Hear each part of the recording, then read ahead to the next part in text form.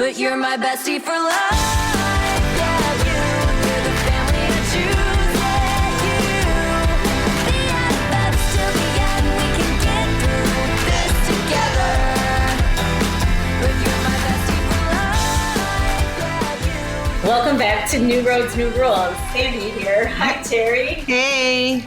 Well, last week we had such a great episode. We talked about, we dove into the beauty of saying yes to everything, right? Everything. Whether it's an impulsive road trip, a bold haircut, or finally doing something you've always wanted to do. Right. And we talked about it's not too late. It's not too late. And just a little inkling of what's going on in this episode, Sandy. It's not too late to say yes to, maybe a new date. This is where I'm not going to take the advice that we talked about last week because I'm just not. We'll talk about that later. But yes, today's topic is getting back out there. Yes, getting back out there, getting back on that course. So whether you're navigating the world of dating after a life change, stepping into a new relationship, or diving into the world of dating apps, that's what this episode is for you. I have nothing to say on this subject except for I haven't been on a date in over 30 years, and I do not anticipate that happening anytime soon.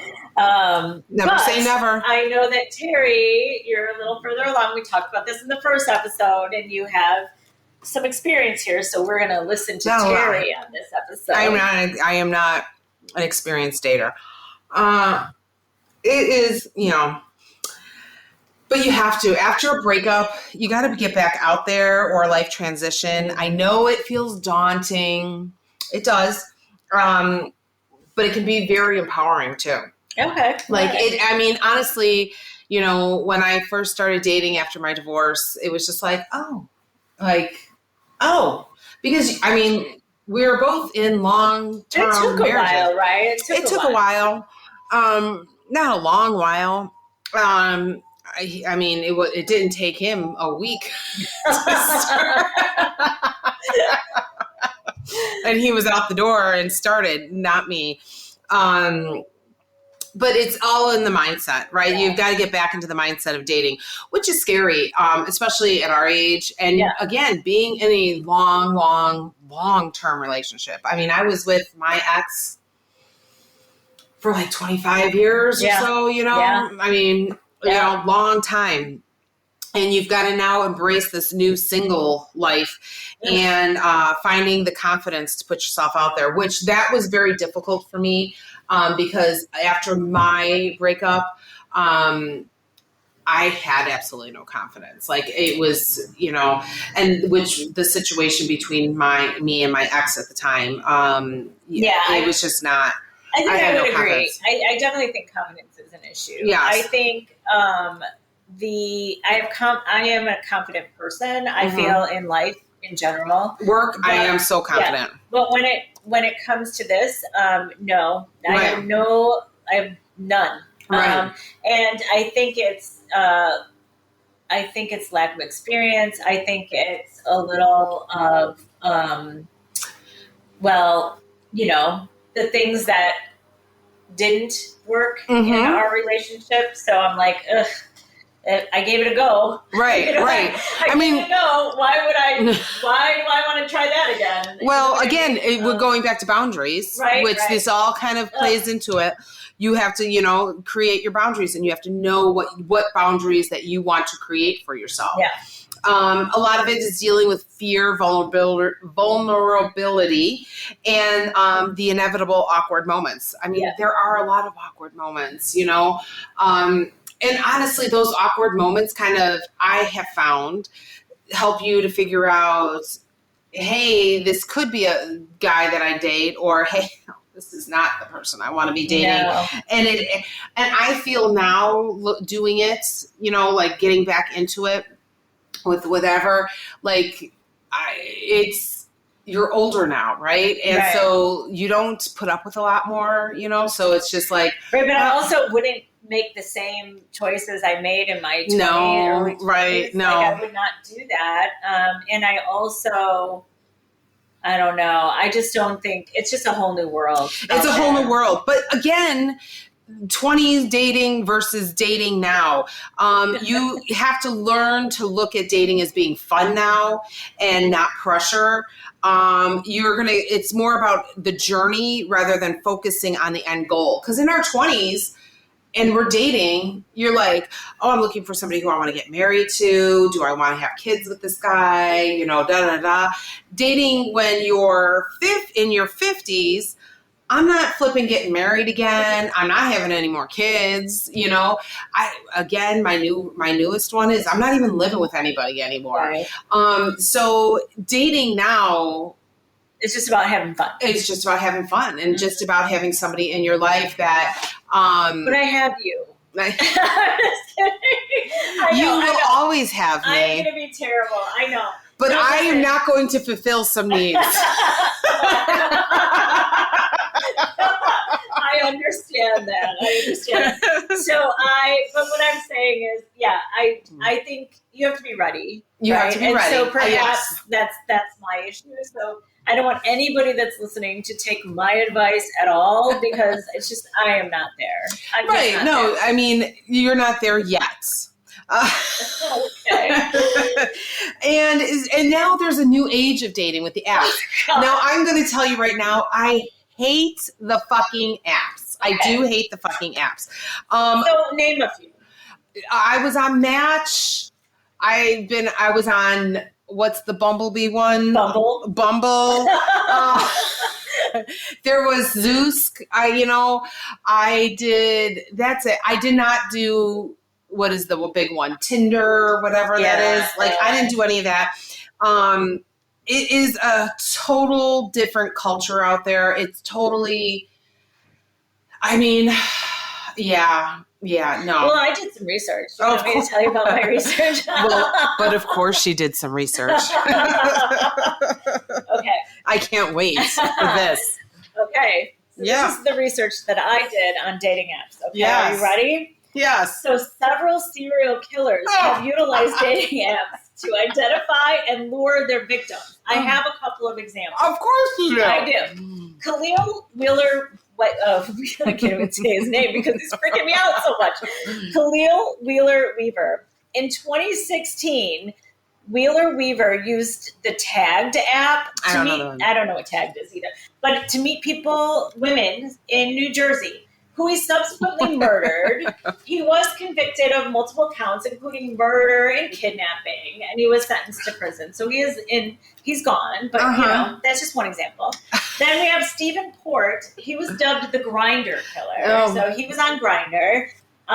He used various dating apps, not just Grindr, but he used various dating apps to meet and drug his victims before killing them. And he was convicted of murdering 4 men in the UK. Wait, there's more. Of course. Studies have shown that predators often use dating apps to target individuals with vulnerabilities. A Utah-based study found that predators exploit dating apps to lure in vulnerable victims, emphasizing the need for increased awareness and safety. And then research from Brigham Young University revealed that 14% of sexual assaults occurred during the first in-person meeting after connecting on a dating app.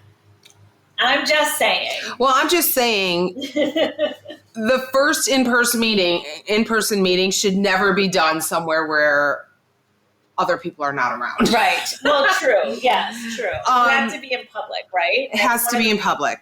Thank you for that uplifting. You're welcome. I know you like my research, but did you do some of your own? Let me just counteract this, ladies, because everything is not so bad. Again, I am not a fan of the apps, but dating apps can boost your confidence and social engagement. Dating apps to me were as good to get out and just start, because again, when my divorce went through, it was COVID. So it's not like I could have gone to a bar or whatever. Right. So, I mean, yes, I talk to people on the dating apps. It shows that using the dating apps help individuals regain confidence and feel more socially connected. found that swiping and messaging, even without meeting a person, can boost self-esteem and reduce feelings of loneliness and increasing social interaction. I mean, a dating app can be a good social media format. It's like Facebook, and whatever. Except like, when you know that people are looking for someone. But do you really know who those people are? No, you don't. People are more intentional about relationships. Another study shows, a research center showed that nearly 60% of dating app users say they are looking for a long-term relationship. This suggests the apps can be a great tool for people re-entering the dating scene with a clearer sense of what they want. I mean, yeah, you can, because you can set your settings and this is what you want, Dating apps help overcome geographic and social barriers.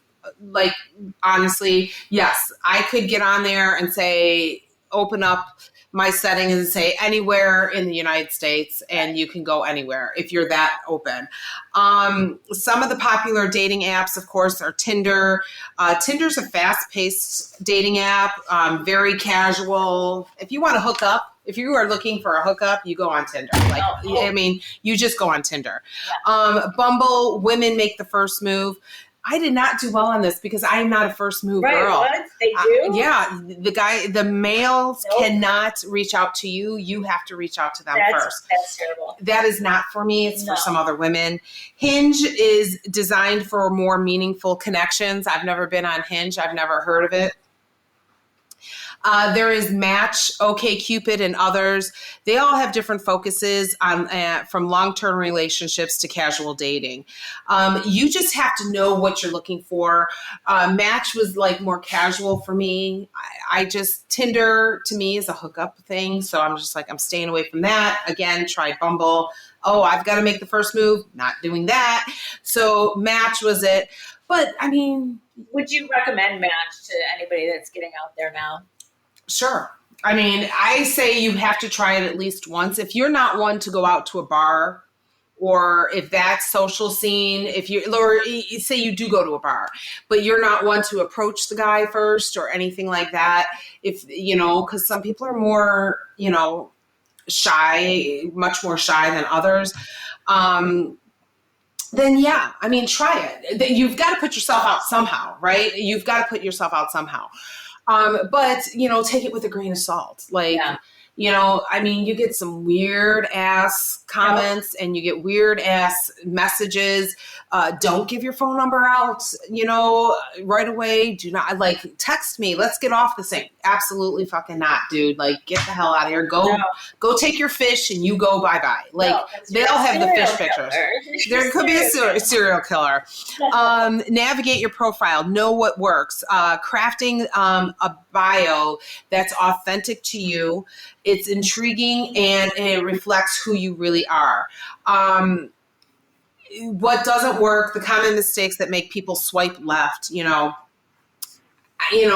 me to swipe left, it's the pictures. What does swipe left mean? So if you like the person, so you get somebody pops up and says, oh, you have a possible match here. If you swipe right, then you can talk with each other and you can message with each other. If you swipe left, it's a no and you don't see them again. Okay, I got you. All right. But your bio, you not only want to talk about you and what reflects who you really are, but you kind of want to put in there and weave into it, the type of person and the type of relationship that you're looking for. Yeah. Otherwise, you're just going to get, these crap. I see. That's all well and good. Mm-hmm. And whatever, you're going to make your bio authentic, but you still don't know that the other person on the other side is authentic. No, you don't. I mean, you don't. There are red flags, right? There are. So there are red flags to watch out for. I have a few here. Of course you do. Okay, so one of the biggest red flags to watch out for is inconsistent or evasive answers. If someone avoids basic questions, changes their story, or seems vague about their life, it could be a sign that they're not being honest. Yeah, absolutely. So that's one thing. Love bombing early on. Overly intense compliments, quick declarations of love, or pressure to move the relationship forward fast can signal manipulative behavior. Yes, and I have to say that happens all of the time. Like That's- all of the time. Like the intense comments, like in the DM, like, and I would never reply. Like No. I was the worst. I'm not I'd be replying. like, I'm getting off this app. One Yeah. comment like that, I'm done. I'm not going on, by the way, just so you know, I'm not doing it. But all right, and then lastly, I'm coming across like so negative. I understand. I get it. I know how I sound. Refusing to video chat or meet in public. If someone continually avoids face-to-face interactions or live video calls, they may be hiding their identity or intention. Right. So what it boils down to, Sandy, let me just regain this here. You have to trust your gut. You got to trust your gut. Right. You know who you are. You know what you want. Let's move forward in a smart fashion. Okay. Yeah. Okay. I got you. And everyone else. Your brain picks up certain cues before you do. Yeah. We both watch Criminal Minds. Yeah. We both know the red flags. Go with your gut feeling. I always go with my gut feeling. Yeah. Like if I'm not getting a good gut feeling, I'm out. It's your way of it's your brain's way of telling you, hey, this isn't right. There's something wrong here because it's, there's inconsistencies, right? Discomfort is a cue, not a challenge. If you're not feeling comfortable, get up and go. Like, especially, again, you meet in public places. Right. So that way you can walk away easily. Right. Like you're not going somewhere. What if he follows? I'm telling you, it's scary. Well, I mean, do I have to drive around the block 10 times? No, I'm not gonna lie. Like when I went on dates with new people on the app, my sister always knew where I was, who I was going with, and whatnot. Like, and honestly, like my kids, I have older kids in their 20s. We are all still on Life 360. Yeah. So they knew where I was at any time. So you have to set up precautions. But, again, this could happen with a guy that you just meet at a bar just because you met him on an app. True. Versus meeting a brand new guy at a bar. I'm saying no to dating at all.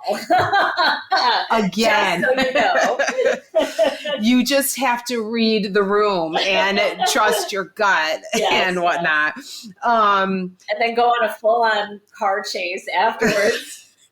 and just sign up for a subscription to a background check and get as much information from them and then background check the shit out of them. I have a friend that can find out anything about anyone. Oh, that's great. Yeah, I need that friend's name. I will give it to you after this. Your safety is greater than their feelings. Yeah. If you don't owe anybody anything. You don't owe this guy nothing if you're on a first date or girl.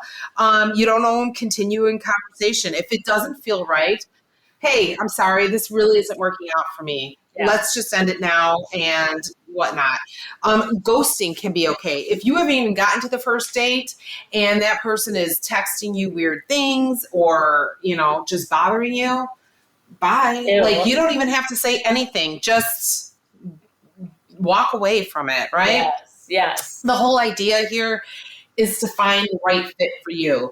And you have to transition from apps to real life dating. Yes. At some point, That's right? crazy. I can't imagine. I mean, how do you turn? What does that look like? Like you've done it, right? So you're on an app and you're having a conversation. I mean, then how does that turn into like, I'll meet you somewhere? For me, I know I was one of the slower ones, like, because everybody's just like, oh, we've messaged back and forth twice. Let's meet. No, It took me a while. And weeks, of messaging back and forth before I would agree to go on a date. And, then it was just like, basically they did ask me, hey, are you, we've been talking for a while, and honestly, if I'm talking to them that much, okay, then there might be some interest. And then it was, okay, let's make a date, and I'll meet you there. And it was a restaurant with people around. What was the number one thing that you looked for to continue to talk to someone? How honest they seemed, how, more down to earth. If Yeah. I don't like, I can tell when somebody is saying something to me because they think that's what I want to hear. Mhm. And if they're not being genuine, then I am not interested. Yeah. I'm just not interested. And your gut, that's whether your gut has mostly been right. and my gut has been spot on. Yeah, gut and feelings. I believe that. yeah. Women's intuition. all of yeah, that. So that's that's kind of like what I look for. And you have to, there has to be a balance, I guess, of online dating and offline dating. Now, the difference again is when I started to re-enter the dating world, we're just coming out of COVID and my God, nobody was out. So Right. this is even worse, right? So the in-person dating, I did not do that. Like I didn't want to be set up on a blind date, I didn't want all of that. Plus, at our age, like how many people know somebody That's single. that's single, that's going to be good for you? Like, Right. I mean, I know single people, but are they going to be good for my best friend Right. or my sister or Right. like, I don't know. I'm too critical now Right. of people where I'm just like, no. Yeah. Nah. But you have to know that not every date, like, because again, we have to remember and keep focused that right now, like you and I, like we're not dating to marry. Like we're dating just to have, like, We're have not some dating. company, Like you are. But not every date will lead to a relationship, and that's okay. Like it's just to get out and meet some new people, and maybe you stay friends. Like that's okay too. I mean, if it's a friendship thing, I'm all for it. Right. We can all be friends. I honestly, the person that I ended up to be dating now, we were friends to begin with. Like, and yeah, I always worry about that though, because if you are friends first and then you start dating, like, could it ruin the friendship? You know what I mean? We were both very concerned about that, but I believe that, communication is the key there. And again, at our age, like, what are we hiding? Right. Like, there's nothing, I mean, as long as you know each other's boundaries and all of that. Yeah.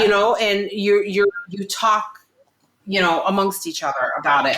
And that's the big thing, I mean, I know that when we talked about taking it and now dating, like, if we're going to leverage this friendship, then I'm going to take this dating thing with him seriously, because I'm leveraging this friendship that meant so much to both of us. Right. So I'm not going to half-ass it on the dating to ruin the friendship, you know?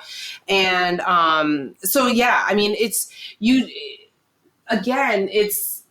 I think friendship, dating a friend in our 20s is different than dating a friend now. Yes. Because it's been easier. Like, I don't have to explain myself to him. He doesn't have to explain his background to me. You don't have to do all that. We already knew all that. Right. So we're just having a good time. Yeah. Now, Yeah.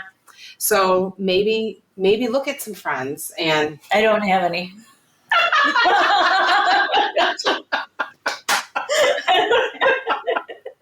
Nope, got none of that either. All right, well, let's turn to the audience now.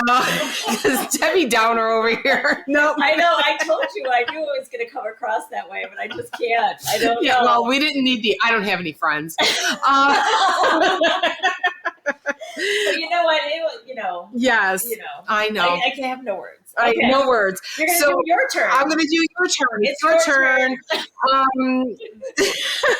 Last week's question, we wanted to know the most spontaneous or brave first thing that they've done lately.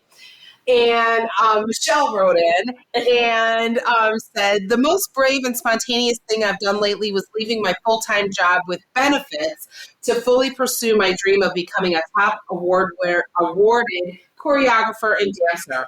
Society often pushes the 9-to-5 path as the definition of a success, but I've learned that fulfillment doesn't always come with a steady paycheck. Sometimes true happiness looks more like a starving artist chasing what sets their soul on fire. Oh my gosh, I love that. I love that. You know what? It's so funny because this also pertains to not only spontaneity, but also kind of like what Cindy and Steve were talking about, right? Like just following your passion. your gut. I guess it goes back down to the gut feelings. Right? It all goes to the guts. Right. So I love that. I love that. So the question this week is, what's your biggest challenge when it comes to dating? Sorry, why am I reading this? Challenge us, Sandy. Hold on. What's your biggest challenge when it comes to dating, whether it's online or offline? Hey, you guys, this community can help me maybe. Maybe help her convince Am I alone? Am I alone out there? You guys let me know. we want to hear. I especially want to hear your responses. I want to hear some funny dating stories because there are some. I know. You meet people and gosh. All the ones that I see. No, I do watch a lot of true crime. They're not so funny. These dating stories. That's all that I'm saying about. All right. Well, we're going to move on to the rule of the week now because we've had enough of the Debbie Downer over here. Serial killer stories over there. All right. So this week's rule, Sandy. Yes. Dating is a journey, not a destination. Embrace the process and learn along the way. You do learn along the way. Yes. I've learned I never want to live with another person again. I love visiting, but just nobody's moving into my space. Yes, I hear you. And I appreciate this rule of the week, and I love a good journey. Yes. I'm going to right now go solo on my journey. Okay. And then we'll see what happens later in life. Yes. Next month. My challenge to everybody, if you've been hesitant to jump into the dating world, take one step this week, whether it's updating your profile, saying yes to some coffee, or having a positive dating experience. I just want you to try. Okay. Let's let the audience try. The audience is going to try. That's a great challenge, by the way. I want to hear stories. Okay. And the more positivity, the better, because clearly I need some Clearly positivity. She needs some positivity in her life. No, I think, honestly, Terri, it's great that you have had these experiences and you are sharing them with our listeners. I would love for the listeners to continue to share some of their stories. Absolutely. And really quick to jump in on that, Sandy, I think this is one of multiple episodes on dating we'll have because dating is a big deal. I know. I would love for some guys that are listeners to write in because I would like to get the guy's opinion on this side. I mean, we're just talking our opinion. We're just talking my opinion. Let's face it. And we're now going to get our female listeners' opinions, but I would love to get some guys' perspective on them starting over and dating. What are their fears and what are they looking for? And what makes them swipe left or right? Yeah, that would be really interesting. If somebody would please participate, that would be amazing. That would be great. Yeah. So, but remember, every road leads somewhere new.